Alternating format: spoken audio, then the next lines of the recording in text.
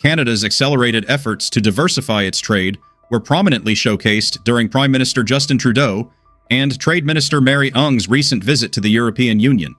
During this visit, Canada reaffirmed its commitment to reducing its dependence on the United States. While in Brussels, Prime Minister Trudeau engaged in discussions with EU leaders aimed at strengthening the Canada-EU relationship, with a focus on trade, economic security, and transatlantic stability. The leaders underscored the significance of the Comprehensive Economic and Trade Agreement, CETA, which has been provisionally applied since 2017, eliminating 98% of tariffs between the two regions. They explored strategies to further enhance trade and economic collaboration under CETA. Beyond trade, Trudeau and EU officials also tackled shared security concerns, particularly in response to the latest tariff threats from the United States. They considered potential countermeasures and emphasized the need for a unified stance in defending the rules-based international system. Additionally, Trudeau's itinerary included high-level meetings on the development of artificial intelligence, AI. He participated in the AI Action Summit in Paris, hosted by French President Emmanuel Macron, where leaders debated the ethical advancement of AI and its broader implications for the future. Amid rising trade tensions and newly imposed U.S. tariffs, Canada is expanding its global trade networks, with a particular emphasis on the European Union, which has seen trade growth exceeding 65% since CETA's inception. Minister Ng's discussions focused on key sectors such as critical minerals, energy, and technology exports, reinforcing Canada's position as a crucial supplier to Europe.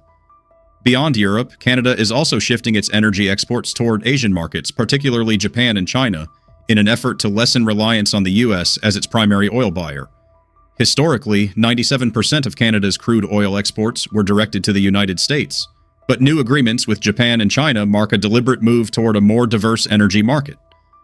Simultaneously, Canada is strengthening trade relations with Indonesia, South Korea, and other Indo-Pacific nations under the Comprehensive and Progressive Agreement for Trans-Pacific Partnership, CPTPP, facilitating access to rapidly expanding economies. This diversification strategy not only shields Canada from potential economic disruptions caused by U.S. tariffs, but also enhances its economic resilience and global competitiveness. Minister Ng's European tour reflects Canada's steadfast commitment to fostering strong international trade alliances that promote long-term economic stability beyond its traditional ties with the United States. Seeking to broaden its trade relationships, Minister Ng's visit to Brussels aimed to strengthen Canada's economic partnership with the European Union, particularly in light of ongoing trade frictions and recent tariff policies imposed by the U.S. Since CETA's provisional application in September 2017, Canada-EU trade has surged, with two-way merchandise trade reaching a record $100 billion in 2021, a 33.7% increase from 2016. This growth significantly outpaces the overall 18.6% rise in Canada's total merchandise trade over the same period.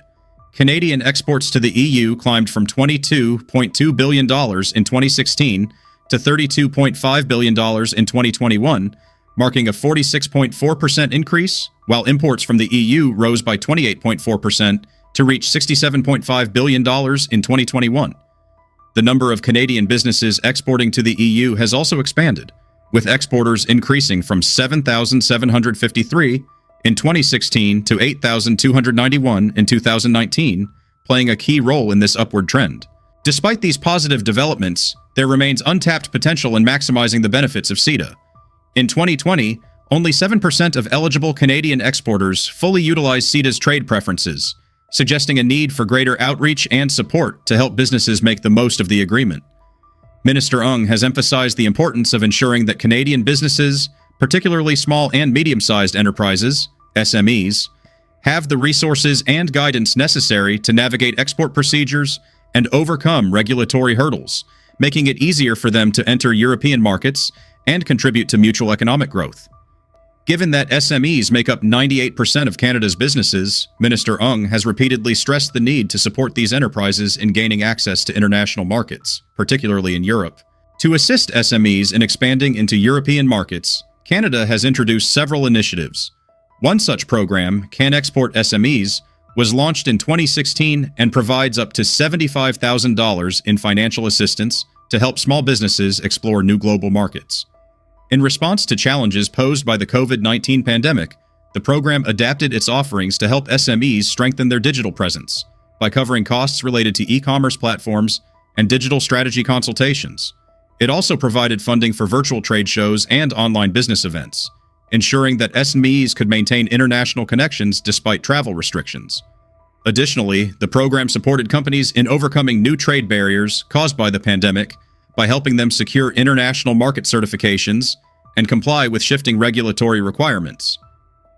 These measures aim to equip small businesses with the necessary tools to thrive in an increasingly dynamic global trade environment. By addressing bureaucratic obstacles and facilitating smoother market entry, these programs enhance Canada's position in international trade. Progress has also been made in improving investment dispute resolution mechanisms.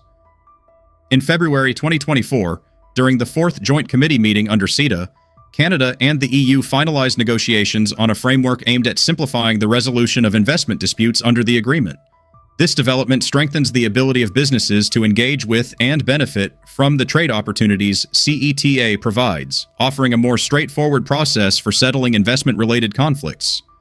Further advancements include efforts toward a mutual recognition agreement for professional architects between Canada and the EU, which would facilitate the recognition of professional credentials across both regions, reducing bureaucratic barriers and simplifying market entry for professionals and SMEs alike.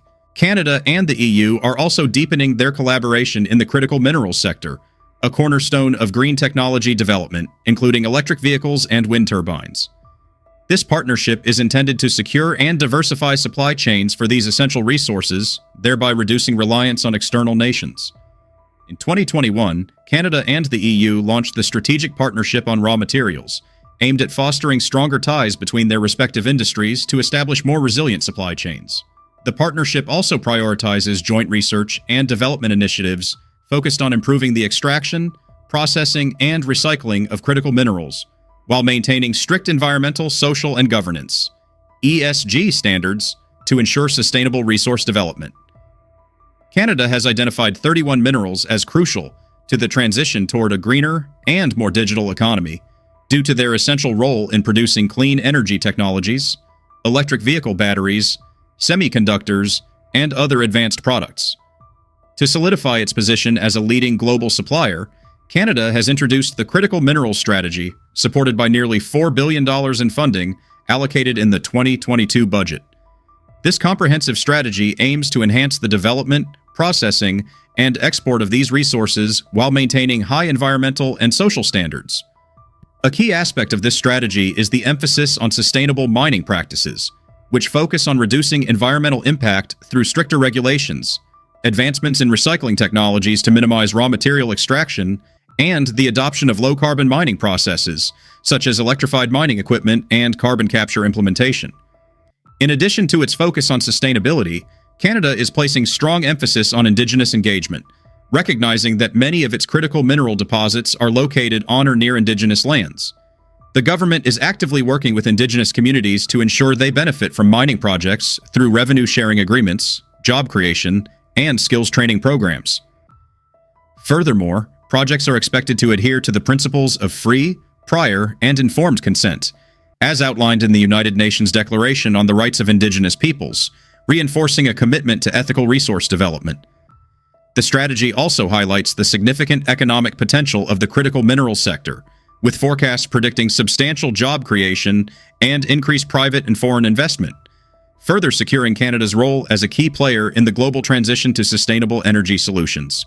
Recognizing the economic disadvantages posed by internal trade restrictions, Minister of Transport and Internal Trade Anita Anand, alongside provincial and territorial leaders, has been spearheading initiatives to remove regulatory barriers that hinder the free flow of goods, services, and labor across Canada. The objective is to unlock new market opportunities, attract investments, and stimulate growth by fostering a more unified domestic market. A significant portion of Canadian small businesses believes that eliminating internal trade barriers should be a top priority for the government, as these restrictions often complicate expansion into new provincial markets due to regulatory inconsistencies. In response, the federal government introduced the Federal Action Plan to strengthen internal trade, emphasizing the importance of free-flowing commerce and labor in driving economic recovery while accelerating efforts to dismantle existing barriers. In late 2024, during a dinner at Mar-a-Lago, President-elect Donald Trump informally suggested to Canadian Prime Minister Justin Trudeau that Canada should become the 51st state of the U.S., asserting that Canadians would benefit from reduced taxes and improved healthcare. The remark was initially met with an uneasy reaction. However, Trump continued to publicly revisit the idea, including in a December 10, 2024, post on Truth Social, where he referred to Trudeau as Governor Justin Trudeau of the great state of Canada, and expressed his intent to discuss trade and tariff policies further. By December 18, 2024, he claimed that a significant portion of the Canadian population supported annexation, though he provided no concrete evidence to substantiate this assertion.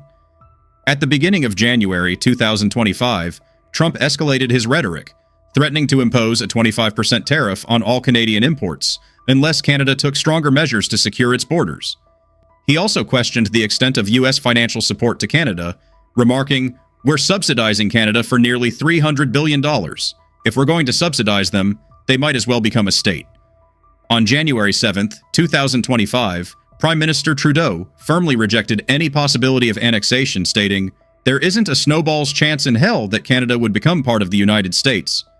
Nevertheless, Trump persisted, reiterating his claims in a December 25, 2024, Christmas post that annexation would lead to a 60% reduction in Canadian taxes, immediate business expansion, and unparalleled military protection. At a January 7, 2025, press briefing, Trump ruled out the possibility of military intervention, but advocated for using economic pressure to influence Canada, arguing that annexation would enhance national security while reducing U.S. border protection costs. Shortly after, he posted an image of the U.S. flag superimposed over Canada, accompanied by a caption referencing Canada's national anthem. On February 1, 2025, Trump formally announced that the U.S. would enact a 25% tariff on all Canadian goods, effective February 4th. The following day, he reaffirmed his stance on Truth Social, calling for Canada to become the cherished 51st state and promising tariff-free trade and military security if it agreed. In response, Canada retaliated by imposing 25% tariffs on $155 billion worth of American imports. However, following negotiations between Trudeau and Trump, both sides agreed to a temporary 30-day suspension of the tariff measures to allow for further discussions. For decades, the U.S. has relied heavily on Canada's vast natural resources, but Trump's recent remarks have raised concerns about the extent of this dependence. What was initially dismissed as a casual comment about Canada becoming the 51st state has now fueled debates over whether the U.S. might attempt to exert greater control over its northern neighbor's resource wealth. Canada plays a crucial role in global energy production, ranking as the fourth largest crude oil producer in 2023, with a daily output of 4.6 million barrels.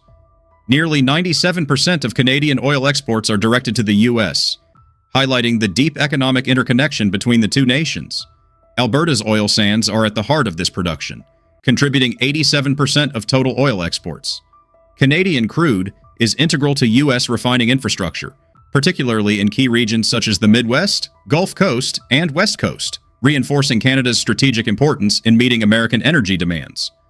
In 2023, crude oil exports generated approximately $124 billion, solidifying oil as a vital pillar of Canada's economy. Similarly, natural gas represents another critical Canadian export. Canada ranks as the fifth largest natural gas producer globally, with an average daily output of 17.9 billion cubic feet.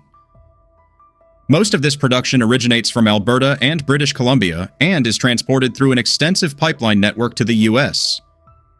In 2023, natural gas exports were valued at $13 billion, underscoring Canada's importance as a key energy supplier.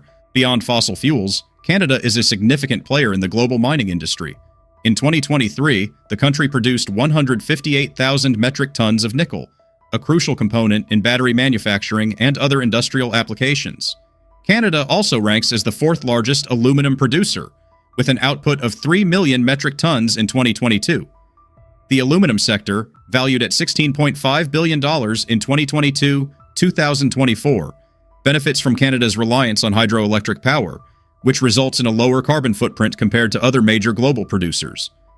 Additionally, Canada ranks among the top 5 gold producers, with Ontario and Quebec leading extraction efforts.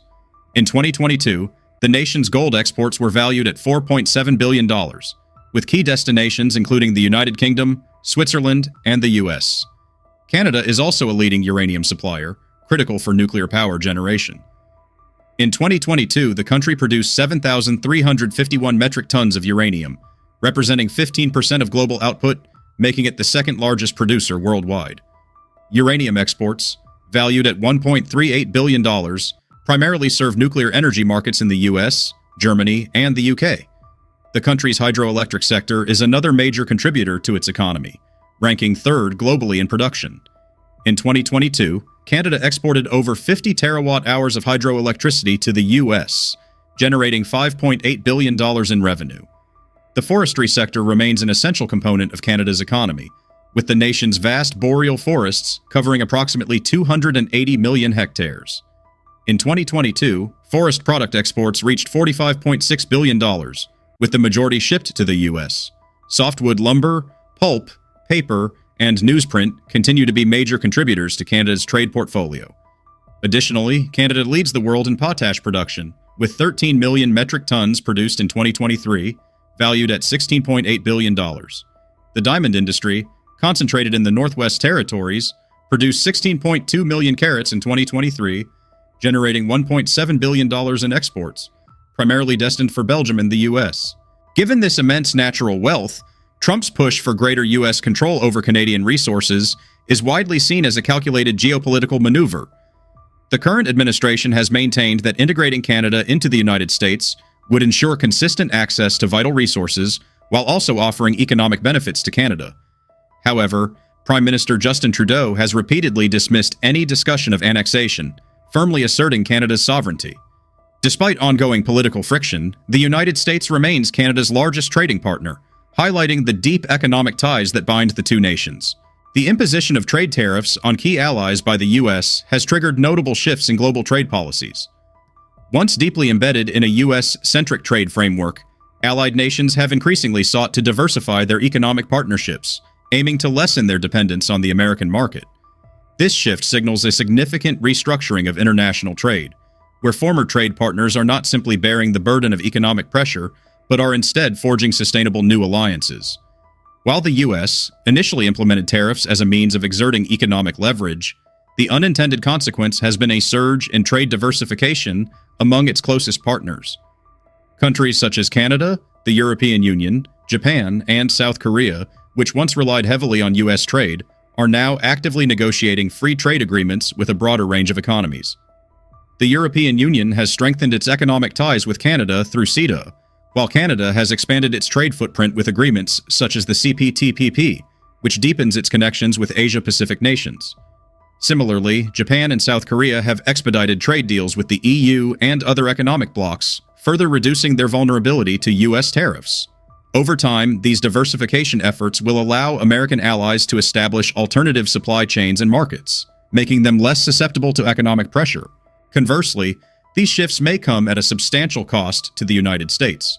By pushing its allies to seek alternative trade partners, the U.S. is inadvertently weakening its own global economic influence and limiting access to critical international markets. As its long-standing partners finalize trade agreements with other countries, American businesses may struggle to maintain their competitive edge, potentially leading to job losses and sluggish economic growth.